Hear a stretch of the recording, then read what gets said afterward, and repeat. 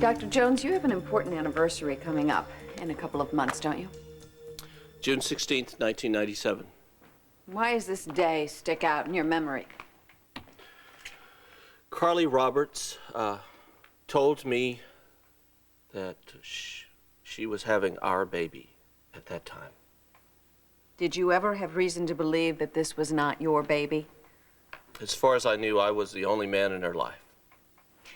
Can you describe the impact of this impending birth on your life? It's like a rebirth. 3 years ago, I lost my only daughter in a car accident.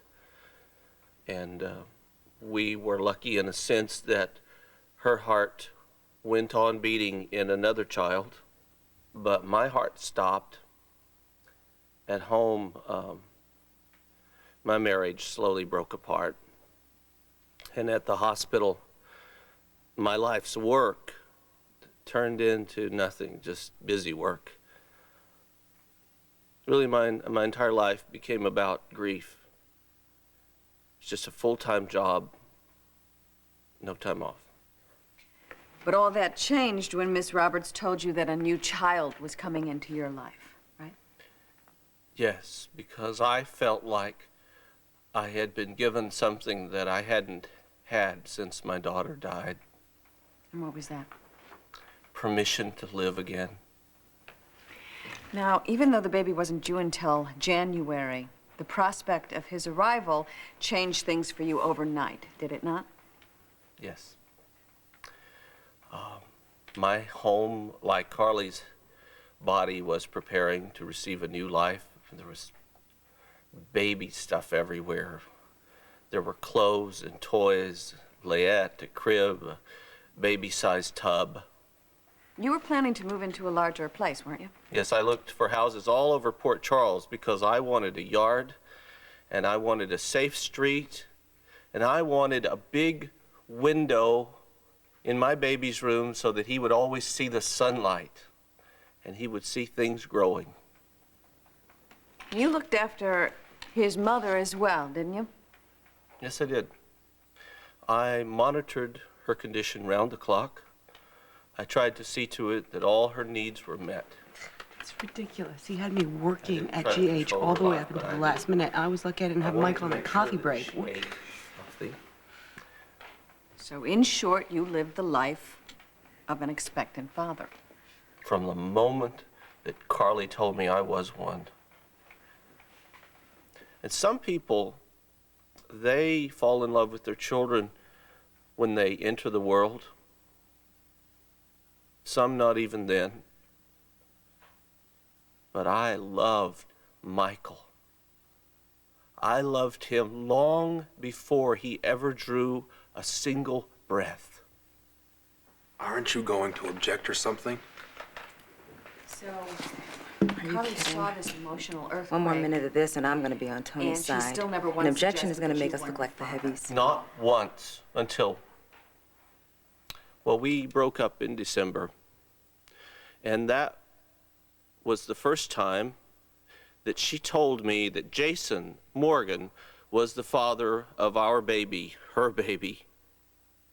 And I assumed she was lying.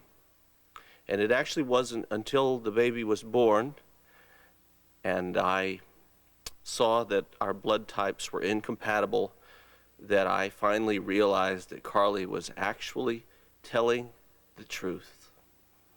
And how did that make you feel? Like I had lost another child. For half a year, I waited for him. And I made my future him. Anything else? Fear. Incredible, terrible fear for his life with Jason Morgan, because Jason lives in a constant state of danger that extends to anyone brought under his roof or any roof that he happens to be under. And I can give you an example of that. Last summer, Jason Morgan was shot in Max Scorpio's living room. What is Alexis That's our doing? former Jason's not on police trial. commissioner. Tony is. This may Jason sound was crazy, the target but I of think a she's making drive-by case for shooting custodial outside of interference. Luke's Club What kind of sentence would Tony last be looking December, in hard to which say. an innocent boy was hurt. Year? What do you and one of mean a Jason's year? bodyguards was killed. Order.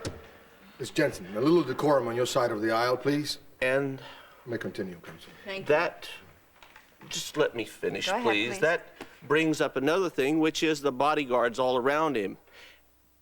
Is that a place to raise a child? Is that a way of life to raise a child? Dr. Jones, you had good, solid, professional reason to question Jason's competency as a father, did you not? Yes, I did, because I treated him after a near-fatal car accident. And how did that accident affect Jason? Well, he suffered from general cerebral edema, which affects all regions of the brain, including the frontal lobes responsible for personality. To me, I found that Jason had lost the consequences of his actions. So, in short, you were led to believe that Michael was your son for months prior to the birth, and you acted as any father would in the months after the birth, right? I didn't have a choice. I mean, what was my safety? What was my happiness? My quality of life? What was that compared to Michael's life that I was trying to save? Thank you, Dr. Jones. Your witness. No questions, Your Honor, at this time, but I reserve the right to recall this witness at a later time. So noted. You may call your next witness, Miss Davis, assuming you have one. Oh, indeed, I do. Your Honor, the defense would like to call Jason Morgan to the stand.